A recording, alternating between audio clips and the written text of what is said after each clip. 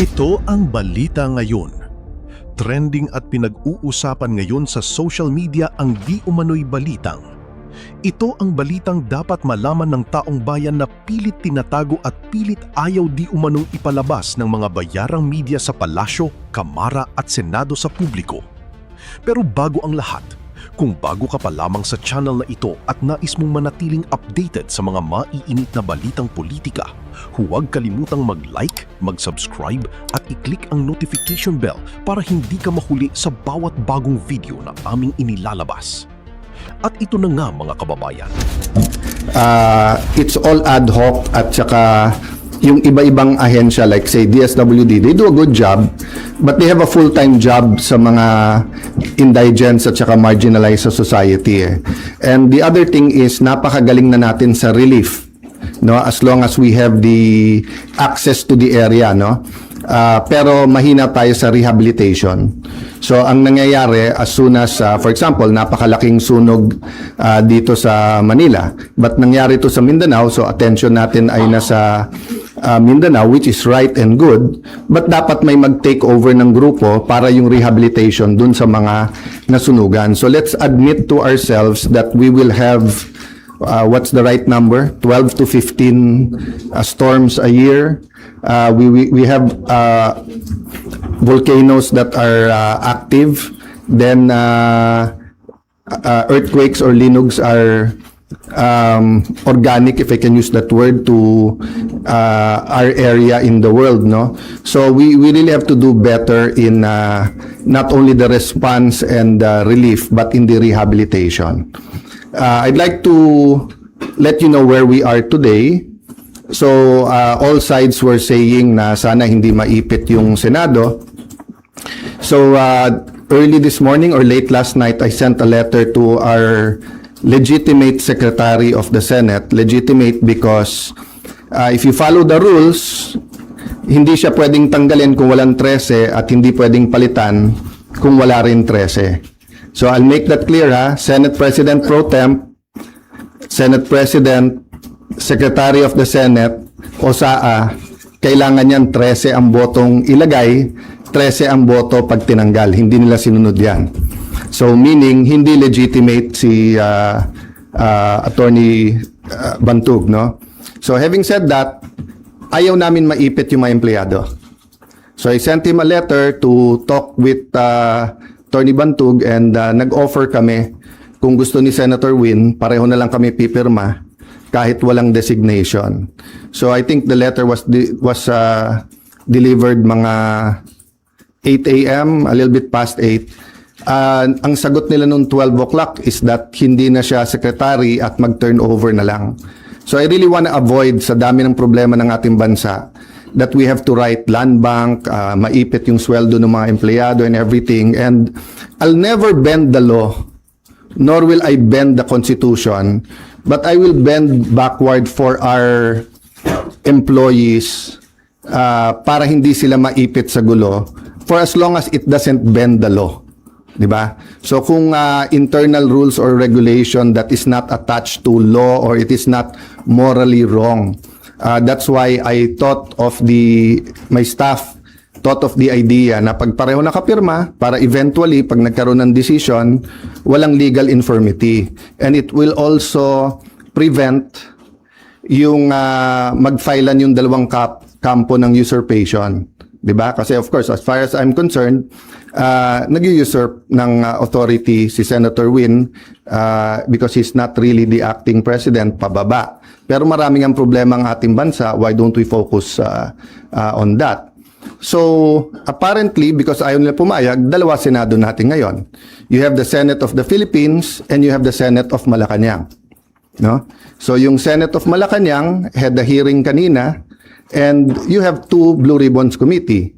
Yung isa ay Committee de Absuelto na ang kanyang main work is paano i-absuelto yung mga high officials ng ating bansa at yung isa naman na seeking the truth. So am I saying lahat ng sabihin ng 18 ex-Marines ay completely true? No.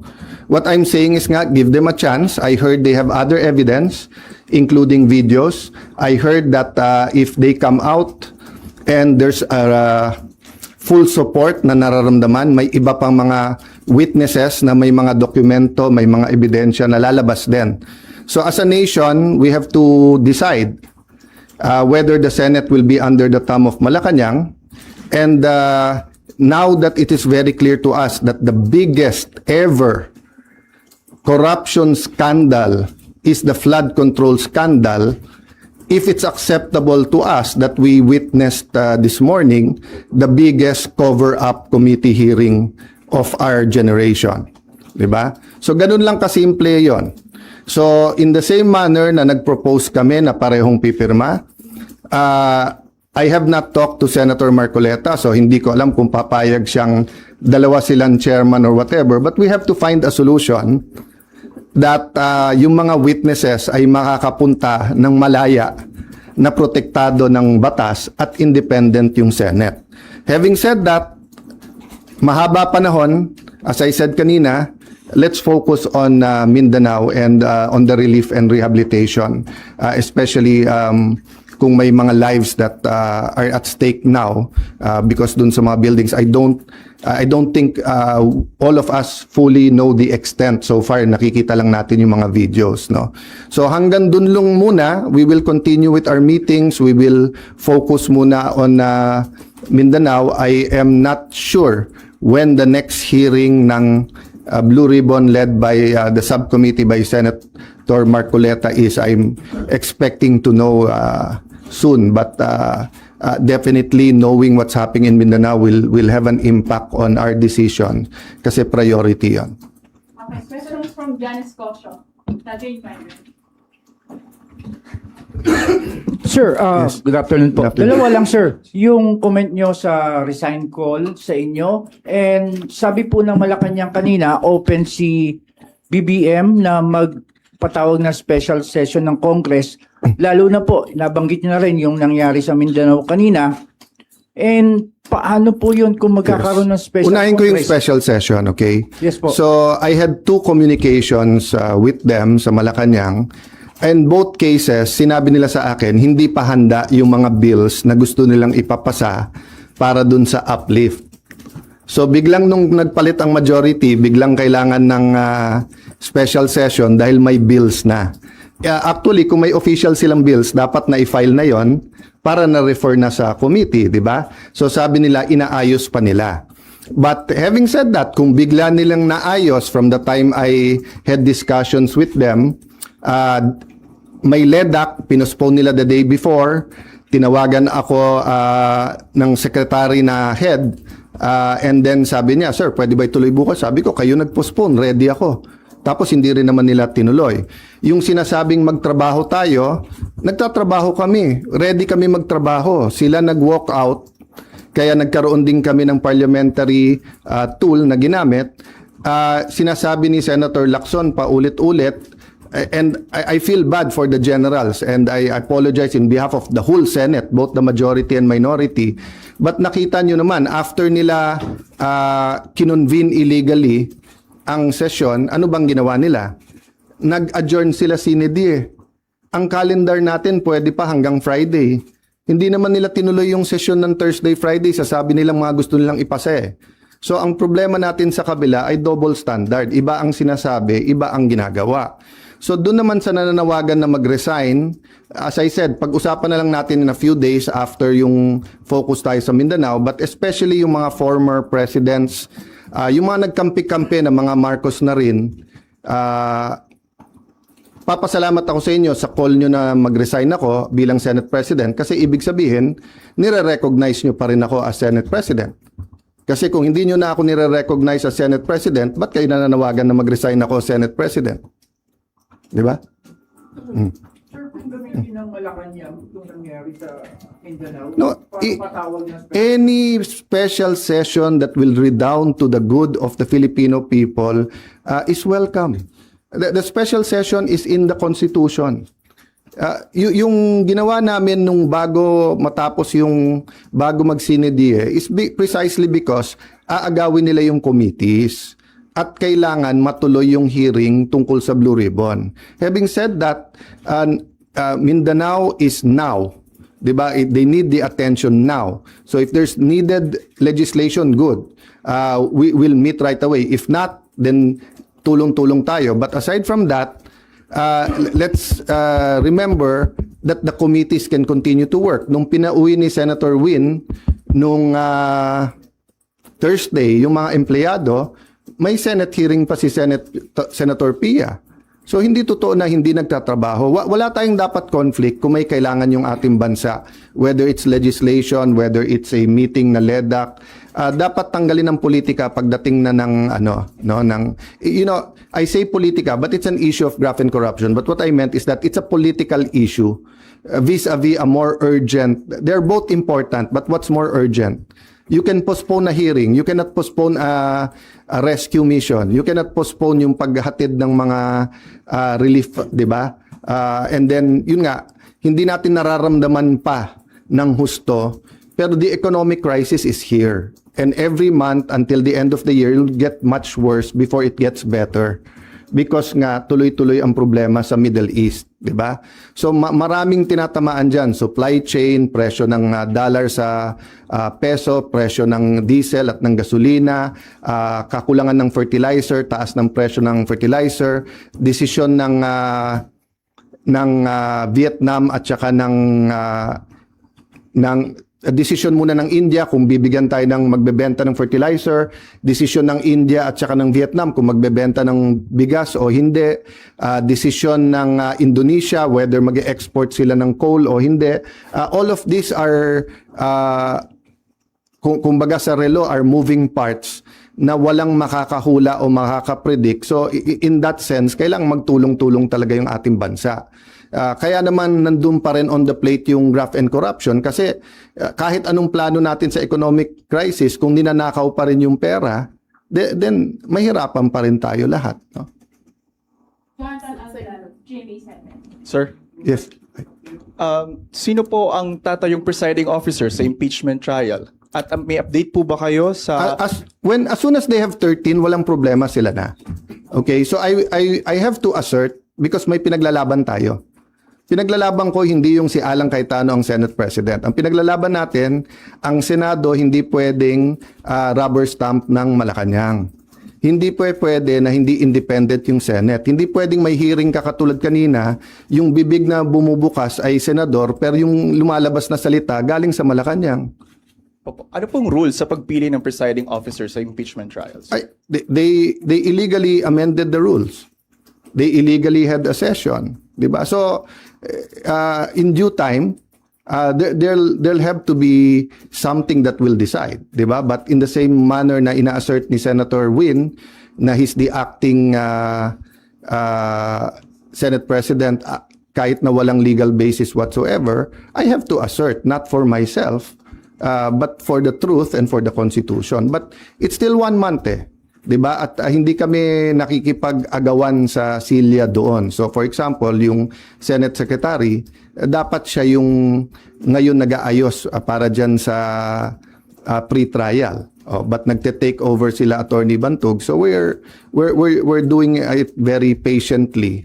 Because nga, we don't want the whole Senate to be affected. No? Paano po yun? Kanina si House Secretary General Sheloy Garafil, nagpasa siya ng manifestation ng House Prosecution Team kay Secretary Yes. Bantog pero hindi niyo po siya kinikilalang SecGen. Yes. Pero ang House Prosecution Team, si SecGen Bantog daw yung kinikilala. That's going to be a problem for at least a few days, maybe a few weeks because we don't expect naman the Supreme Court to rule right away.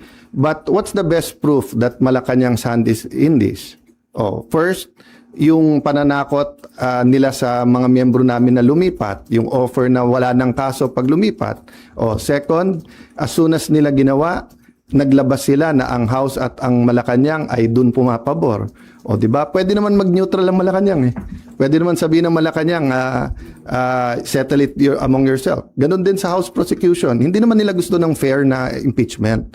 Gusto nila yung may pinipili na silang grupo. That's why sabi ko sa inyo, if I'm wrong, they blame me. Kung tama ako, na from 24 gagawin 22, eventually 18 ang senador, tapos sasabihin nila 12 convicted na. Will that be a fair impeachment process? What will happen to the country if that happens? Then ang kasunod naman is CONAS. No? So give me a few days, pag-usapan natin yan, but let's focus lang dun sa nangyayari. No? But just to answer your question, it will be up in the air. That will be a legal question, and we are in the right side. Okay, last question, Ryan. Okay. Sir, may we be clarified, yung arrangement na inaalok niyo po kay Senator Win, na dalawa kayong pipirma, ano po ang response ni Senator Win? Sulat around 12 o'clock na sinasabi kay attorney sa ating Senate Secretary Jose Luis Montales that you are no longer secretary, and that Attorney Bantug, and then that basically sinasabi na sila na. Yun din ang sinabi sa USAA, but hindi first-hand knowledge, sabi chain of command. But wala nga sila sa chain of command eh. Kahit anong tingin mo sa rules, hindi nangyari yon. So yung pagwawala nila at pag-walk out nila kasi hindi pwedeng amendahan daw yung rule na ganon-ganon, binaboy nila yung rules on June 3. Diba? So that it's going to be a lingering question. Sorry, how do you treat that? Hindi pumayag si Sen Win sa arrangement na dalawa kayong pipirma sa documents? And paano po yung sweldo nung You know, it's Senate just like employees? the civil rights movement sa US, di ba? From the Civil War until pinasa yung mga civil rights laws, etc., yung may batas ka, alam mo yung tama. Pero yung inaapi pa rin, yung mga minority, yun yung de facto. Di ba? So alam naman natin lahat kung ano tama at sinong tama. Pero ang kapangyarihan kasi nasa kanila eh. Sa kanila ang pulis, nasa kanila ang NBI, nasa kanila ang Malacanang. Kaya sabi ko, lahat ng kapangyarihan nasa kanila. Pero katotohanan nasa amin. So hindi ko pwedeng bitawan yon. Kailangan lumaban tayo doon. Kasi kung hindi, after this, all you have to do is to get one senator plus Malacanang. Hindi na 13 ang kailangan mong boto, 1 plus 1 lang. 1 plus Malacanang. Sir, so you will still sign? Paano yung mga... That is a practical question na hindi mangyayari because nga from the bottom paakyat dun sa office, di ba? Never naman nila sinurrender yung SP office. Hindi ko namang trinethreaten yung mga empleyado, di ba? But sila, inaano nila yung mga empleyado. Yung ginawa ni Senator Erwin, tapos nag-sorry. Bad cop, good cop yun. Sadya yun. I-shock mo na yung mga empleyado, nakakasuhan ka, tawagin mo kung ano-ano. Tapos si Senator Win naman yung mabait. So kahit na nag-sorry siya, natanim na yun sa puso ng mga empleyado. Diba? Kaya nga sa akin, sa mga empleyado, it's a matter of conscience. Sir, so you gave up the signing? No, I'm not giving it up. I'm just saying, malamang hindi dumating sa opisina ko yung pipirmahan. No. But I'm not giving it up. Diba? Kailangan ko i-assert yun. Sir, sorry, ano po ba yung extent nung arrangement na pinopropose po ninyo? Hanggang doon lang sa dalawa kayong magsasign? No, it was a first step lang kasi sinabi nila open sila. Hindi naman pala sila open. Diba? Kasi sabi nila, ayaw nila ng gulo. Diba? Sabi nila, eventually, kailangan magsama yung dalawang grupo, one Senate tayo. Diba? But mukhang ang utos ng Malacanang, hindi, kayo lang. Oh, kasi nga alam nila na even if we go to the Supreme Court ASAP, it will take time. So in the meantime, they're buying time until they either get one more member or whatever. How will you assert kung hindi darating sa inyo yung pipirmahan? Basta in any way I can. And it's just like yung example na binigay ko sa'yo, whether it's apartheid, whether it's civil rights, di ba? Doon tayo sa tama. Okay, thank you guys. Last, One last. Sandra. Sir, nabanggit niyo po kasi kanina yung Supreme Court. So are you referring to the one filed by the school teacher, Tayam, or meron po It's kayong always an reaction sa option Supreme for everyone. It's an option for the other side, for us, for the employees can also file. So let's see kasi nauna na si Senator Win, nag-meeting na yesterday ata sa mga taga-USAA and yung kanilang inappoint na secretary at USAA, bagamat illegal, di ba, umikot na in every... As I told you, no, as a practical matter, ang matagal na naging Senate President, si Senator Drilon, di ba? Tapos si Senator Soto, matagal din, more than 5 years, di ba? Si Senator Coco, Senator Mig, Senator Cheese, magkakasama sila ngayon eh. Ako naman, ni isang empleyado, wala pa ako na-appoint eh. So as a practical matter din, sila ang mga kaklose. So syempre, sila ang napakinggan. But I have faith in the Senate staff that they should listen to all sides. But I don't want to disturb, di ba, hindi civil war ang gusto namin. Ang gusto namin, manaig sa Senate ko, ano tama, kung ano mali. Thank you guys. Thank you.